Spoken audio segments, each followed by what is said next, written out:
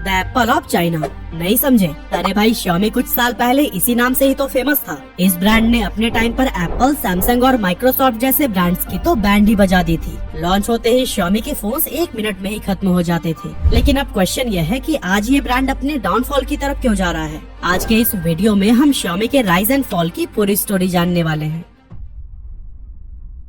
तो दोस्तों, 2014 से पहले तक Xiaomi चाइनीज मार्केट में तो बेहद पॉपुलर था, लेकिन इंडिया में इसने अभी तक एंट्री नहीं ली थी। यहाँ पे इस ब्रांड के बूम करने का सफर तब शुरू हुआ जब ऑनलाइन फैशन रिटेलर जबोंग के को फाउंडर मनु कुमार जैन फंडिंग के लिए 2013 में चाइना गए। वहाँ बीजिंग में चल रहे एक कॉन्फ्रेंस में मनु की मुलाकात Xiaomi के फाउंडर ली जून से हुई और उन्हें ली के आइडियाज, बिजनेस मॉडल और अफोर्डेबल प्राइस पर हाई क्वालिटी स्मार्टफोन्स बहुत पसंद आए। मनु को लगा कि इंडिया को भी इस तरह के बेहतरीन और अफोर्डेबल फोन्स की जरूरत है, इसीलिए वो कॉन्फ्रेंस के बाद ली जून से मिले और ऑफर दिया कि वो Xiaomi के साथ काम करके उसके ऑपरेशंस को इंडिया में भी एक्सपेंड करना चाहते हैं। इस तरह से कई महीनों की प्लानिंग और डिस्कशन के बाद मनु ने जबोंग को छोड़ दिया और इंडिया में Xiaomi के पहले एम्प्लॉय बने, जिनका मेन पर्पस एक ऐसी टीम बनाना था जो इंडिया में सेल्स, मार्केटिंग और आफ्टर सेल सर्विस को मैनेज कर सके। ऐसे ही काफी एफर्ट के बाद जुलाई 2014 को Xiaomi ने अपना पहला स्मार्टफोन इंडियन मार्केट में उतारा, जिसका नाम था Xiaomi Mi 3। इस फोन में Xiaomi काफी अच्छे फीचर्स ऑफर कर रहा था जो कि उस समय के दूसरे ब्रांड्स में अवेलेबल नहीं थे,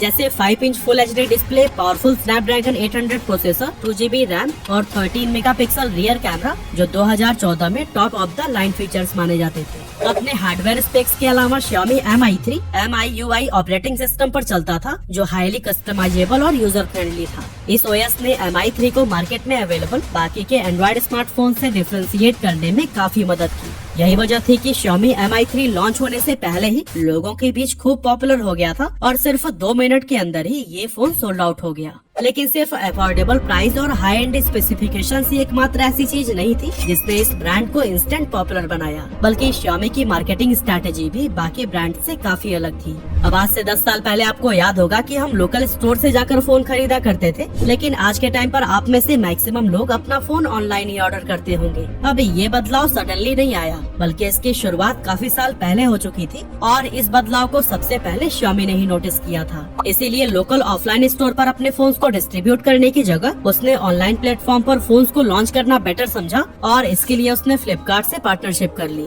इस पार्टनरशिप का कंपनी को भरपूर फायदा मिला, क्योंकि फ्लिपकार्ट एक बहुत बड़े कस्टमर बेस के साथ इंडिया का one of the largest online market place था। इसीलिए यहाँ पर फोन लॉन्च करके Xiaomi काफी आसानी से बहुत बड़ी संख्या में कस्टमर्स को अट्रैक्ट करने में सफल हो गया। अपने पहले स्मार्टफोन की सक्सेस के बाद Xiaomi ने 2014 में ही Redmi 1S लॉन्च किया, जो कि Qualcomm Snapdragon 400 processor, 1GB RAM और 8GB इंटरनल स्टोरेज प्रोवाइड करता था और इसका प्राइस रखा गया था सिर्फ 5,999 रूपए। सेम ईयर ही Xiaomi ने अपना एक और affordable smartphone Redmi Note market में उतारा और इसका प्राइस रखा गया था सिर्फ 8,999 रूपए। इन सभी अच्छे स्मार्टफोन्स ने Xiaomi की स्ट्रॉन्ग ब्रांड इमेज डेवलप कर दी और लोगों के बीच इसकी डिमांड खूब बढ़ने लगी। ये ऐसा दौर था जब हर किसी की जुबान पर सिर्फ Xiaomi, Mi या Redmi का नाम होता था। Xiaomi ने इसके बाद भी कई सारे कमाल के फोन्स लॉन्च किए, जो कि लोगों के बीच बेहद पॉपुलर रहे और इसने हर घर में अपनी पहचान बना ली। ये अपने स्मार्टफोन्स का लुक बिल्कुल आईफोन के जैसा बनाते थे, इसीलिए यह फोन उन लोगों के लिए एक बेहतरीन अल्टरनेटिव था जो एप्पल के महंगे फोन को तो अफोर्ड नहीं कर सकते थे, लेकिन उसके जैसा लुक जरूर चाहते थे। लोगों के बीच Redmi Note सीरीज को लेकर भी खूब क्रेज देखने को मिला और इस सीरीज के फोन का लोग महीनों पहले से इंतजार करते थे। इसी क्रेज और डिमांड की वजह से Xiaomi 2017 के एंड तक बाकी के सारे पुराने प्लेयर्स को पीछे करते हुए इंडियन स्मार्टफोन मार्केट में नंबर 1 पर आ गया। अब इसके नंबर 1 पर आने के पीछे 3 मेन रीजंस थे। पहला ये कि लोग उस टाइम पर कीपैड वाले फोन्स यूज करते थे, जिसकी बैटरी काफी लॉन्ग लास्टिंग होती थी, लेकिन जब वो शुरुआती स्मार्टफोन पर शिफ्ट हुए तो इसकी बैटरी बहुत ही जल्दी लो हो जाती थी और इसी प्रॉब्लम की वजह से काफी लोग स्मार्टफोन के साथ साथ एक कीपैड वाला फोन भी रखते थे। लेकिन Xiaomi इंडिया में पहला ऐसा ब्रांड था जिसने इस प्रॉब्लम को समझा और 4000 mAh तक की कैपेसिटी वाली बड़ी बैटरी के साथ स्मार्टफोन्स को लॉन्च किया। Xiaomi के सक्सेस का सेकेंड रीजन था कि उस समय सैमसंग और एप्पल मार्केट के प्रीमियम सेगमेंट पर तो राज कर रहे थे, लेकिन उनका प्राइस इतना ज्यादा था कि मैक्सिमम लोग उनके फोन्स को अफोर्ड नहीं कर पाते थे। मिड या लो रेंज की कैटेगरी में सिर्फ माइक्रोमैक्स, कार्बन या लावा जैसे ब्रांड्स मौजूद थे, लेकिन इन फोन से मिलने वाले खराब यूजर एक्सपीरियंस की वजह से कस्टमर इन सभी ब्रांड से तंग आ चुके थे। इसीलिए जब Xiaomi ने अपना स्मार्टफोन मार्केट में उतारना शुरू किया तो इसने इन सभी कमियों को खत्म कर दिया और सिर्फ 2 साल में ही इसने इतना तेजी से ग्रो किया कि बाकी सभी ब्रांड इससे काफी पीछे रह गए। 2017 में Xiaomi एक ऐसा ब्रांड था जिसने इंडिया में सबसे ज्यादा स्मार्टफोन बेचे थे। और दोस्तों इंटरेस्टिंग बात तो यह है कि Xiaomi टीवी एड या फिर होर्डिंग्स पर बिना एक पैसे खर्च किए भी इंडिया में सबसे बड़ा ब्रांड बन गया था। साल 2020 में Xiaomi 28% मार्केट शेयर के साथ टॉप पर था, लेकिन धीरे धीरे वो अपनी बादशाहत खोने लगा और 2022 में इसका मार्केट शेयर ड्रॉप होकर 16% पर आ गया। जबकि इसी सेम पीरियड में Vivo और Samsung के मार्केट शेयर में बहुत बड़ा उछाल देखने को मिला था।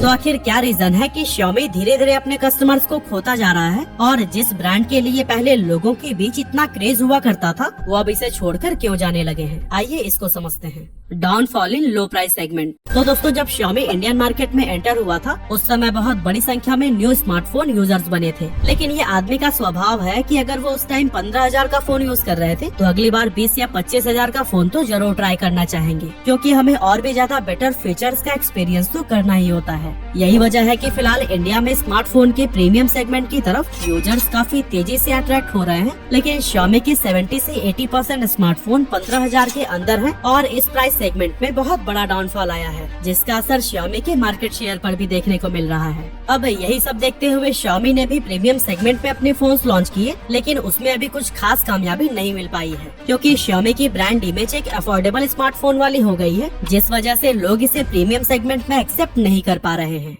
MIUI OS, ads and bugs. एक टाइम पर जो चीज Xiaomi को बाकी ब्रांड से अलग बनाती थी वो थी उसकी शानदार MIUI OS, जो बहुत ही ज्यादा स्मूथ थी। टाइम पर अपडेट्स भी आते थे और ओवरऑल लोगों का यूजर एक्सपीरियंस भी बहुत अच्छा था। हालांकि शुरुआत में इसके अंदर बोटवेयर और एड्स जैसे प्रॉब्लम्स आए, लेकिन इन्हें काफी हद तक सॉल्व कर दिया गया। मगर अभी पिछले कुछ सालों से ये प्रॉब्लम्स लगातार बढ़ते ही जा रहे हैं, क्योंकि जहां एक तरफ इसमें काफी सारे बोटवेयर हैं, तो वहीं दूसरी तरफ यूजर्स बग्स की प्रॉब्लम भी फेस कर रहे हैं। अब अगर आप बोटवेयर नहीं समझे तो इसका मतलब होता है प्री इंस्टॉल्ड ऐप जो आपके बैटरी पावर और स्टोरेज को खाते हैं और इन्हें चाह कर भी आप अनइंस्टॉल नहीं कर सकते। अब अगर आप Xiaomi का कोई सस्ता फोन लेते हैं तो उसके अंदर MIUI में कई तरह की प्रॉब्लम्स और बोटवेयर होते हैं। यहाँ तक कि Xiaomi के प्रीमियम फोन्स भी इससे पूरी तरह से बच नहीं पाए हैं। ऐसे में प्रीमियम प्राइस पे करने पर भी जब उस लेवल की फील न मिले तो यूजर्स बहुत ही ज्यादा डिसअपॉइंट हो जाते हैं। और ये भी एक बहुत बड़ा रीजन है कि Xiaomi प्रीमियम सेगमेंट में लॉयल कस्टमर नहीं बना पा रहा है। Motherboard and camera issues. पिछले कुछ सालों में Xiaomi के फोन्स में GPS issues, overheating, poor battery life, laggy performance और नेटवर्क कनेक्टिविटी इश्यूज देखने को मिले हैं। Redmi Note 10 Pro और Redmi Note 10 Pro Max के कस्टमर्स ने MIUI 13 अपडेट के बाद कैमरा क्रैशिंग जैसे इश्यू रिपोर्ट किए थे। जब वो फोन के रियर कैमरा को ओपन करते थे तो उन्हें सिर्फ एक ब्लैक स्क्रीन नजर आती थी। इसके अलावा Xiaomi के पोको फोन्स में भी बैटरी बहुत तेजी से खत्म होने, फॉल्टी अपडेट्स और खराब मदरबोर्ड जैसी प्रॉब्लम्स देखने को मिली, जिसके चलते कस्टमर्स इस ब्रांड से दूर होते जा रहे हैं। No hero product. Redmi Note series हमेशा से ही Xiaomi का हीरो प्रोडक्ट था। ऐसे में अगर इस ब्रांड का कोई और फोन ज्यादा पॉपुलर न भी हुआ हो तो कंपनी को कोई खास फर्क नहीं पड़ता था, क्योंकि Redmi Note 3, 4, 5, 6 या फिर और भी इस सीरीज के कई सारे फोन्स इतने पॉपुलर थे कि वो हमेशा से ही डिमांड में रहते थे, जिससे कंपनी की कमाई तो होती ही रहती थी, साथ ही ब्रांड इमेज भी बनी रहती थी। लेकिन अब इस नोट सीरीज का क्रेज भी काफी हद तक कम हो गया है और इसकी वजह है इस सीरीज के फोन्स में आने वाली प्रॉब्लम। साथ ही उसी प्राइस रेंज में अब OnePlus, Vivo या Samsung के फोन्स भी अवेलेबल हैं, जो बेहतर यूजर एक्सपीरियंस प्रोवाइड कर रहे हैं। यही वजह है कि पिछले साल Xiaomi के सेल्स काफी डाउन हुई और OnePlus का Nord CE2 smartphone most selling बन गया।